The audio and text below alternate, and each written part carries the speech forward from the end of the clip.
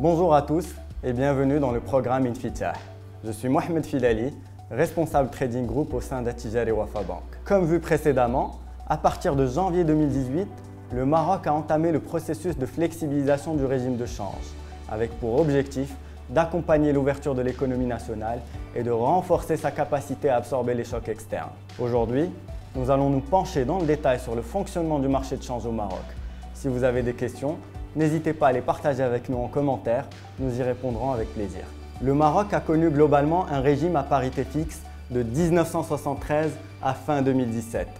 Le dirham était jusqu'alors rattaché à un panier de devises. C'est un panier d'ancrage constitué de monnaies de réserve internationales qui reflète la structure des échanges avec l'extérieur. Pour le dernier ancrage, Banque El Maghreb fixe un prix de référence pour le dirham. Celui-ci se base sur un panier de devises constitué pour 60% en euros et 40% en dollars. Avant janvier 2018, la bande de fluctuation a été très étroite, 0,3% à la hausse, 0,3% à la baisse, autour de ce prix de référence. Cela donnait lieu à un corridor de 0,6% à l'intérieur duquel la Banque centrale pouvait intervenir pour acheter ou pour vendre sa devise. En janvier 2018, le Maroc est passé d'un régime de change fixe à un régime de change flexible, avec pour objectif à terme la flexibilisation totale du dirham selon un processus graduel et ordonné. Aujourd'hui, le dirham est toujours arrimé au panier, 60% euros, 40% dollars. Cela ne change pas, mais il peut néanmoins évoluer dans un intervalle plus large autour de sa valeur de référence. Nous sommes donc passés d'un intervalle de plus ou moins 0,3% avant janvier 2018 à un intervalle de plus ou moins 2,5% après janvier 2018 et à plus et moins 5% depuis mars 2020. Ce dernier intervalle est toujours en vigueur à ce jour. Cette réforme introduit une nouvelle composante de risque pour les opérateurs économiques intervenant sur le dirham. Avant janvier 2018, l'évolution du dirham était tributaire de facteurs exogènes liés à la parité euro-dollar. À titre d'exemple, en cas de hausse de l'euro-dollar, l'euro-dirham s'appréciait et le dollar-dirham se dépréciait mécaniquement. Le dirham était principalement lié à l'évolution de ces deux devises. Aujourd'hui, le dirham peut aussi évoluer au gré de facteurs endogènes liés à l'offre et à la demande qui lui sont propres, en plus de ceux liés à l'évolution de la parité euro-dollar. La variation du dirham ne s'explique plus seulement par la variation de la parité euro-dollar, c'est ce qu'on appelle communément l'effet panier, mais elle est également impactée par la loi de l'offre et de la demande et des anticipations des agents économiques sur le marché de change national, ce qu'on appelle plus communément l'effet liquidité. Pour illustrer mes propos, reprenons l'exemple de tout à l'heure.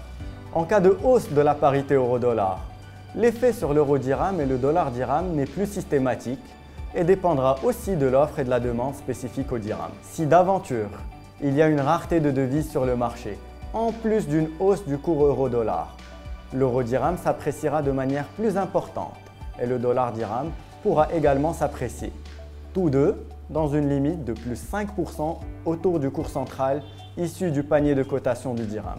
Inversement, s'il y a une abondance de devises sur le marché, l'euro-dirham ou le dollar-dirham pourront tous deux être amenés à se déprécier, dans une limite de moins 5% autour du cours central issu du panier de cotation du dirham. Les deux effets que l'on vient de décrire, l'effet panier et l'effet liquidité, influent en réalité simultanément sur les cours de Vismal. Ces deux effets peuvent par exemple amplifier un mouvement comme ils peuvent se neutraliser complètement. Désormais, le marché interbancaire est au cœur du dispositif.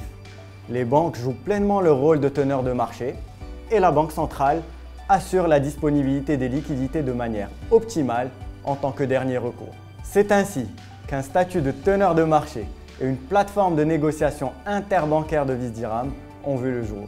Les 9 teneurs de marché s'engagent à coter entre eux le spot dollar-dirham de manière ferme et continue selon un volume maximal quotidien convenu à l'avance. Le marché interbancaire est désormais le moyen privilégié pour sourcer la liquidité dirham. Pour conclure, la réforme du régime de change a introduit la notion d'équilibre de marché comme source principale de fixation du prix du dirham. De ce fait, ceci induit une certaine volatilité sur le marché, émanant non seulement de la parité euro-dollar, ce qu'on appelle l'effet panier, mais également des flux observés et anticipés par les opérateurs sur le marché. C'est ce qu'on appelle l'effet liquidité. Les petites, moyennes et grandes entreprises ont rapidement compris la nécessité de mettre en place une politique de gestion du risque de change. La notion de volatilité du dirham représente l'ampleur de la variation de la valeur du dirham contre une devise donnée.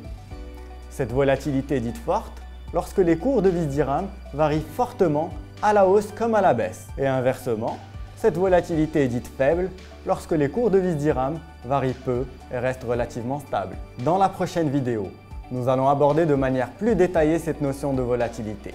Et si vous avez des questions, n'hésitez pas à les partager avec nous en commentaire, nous y répondrons avec plaisir.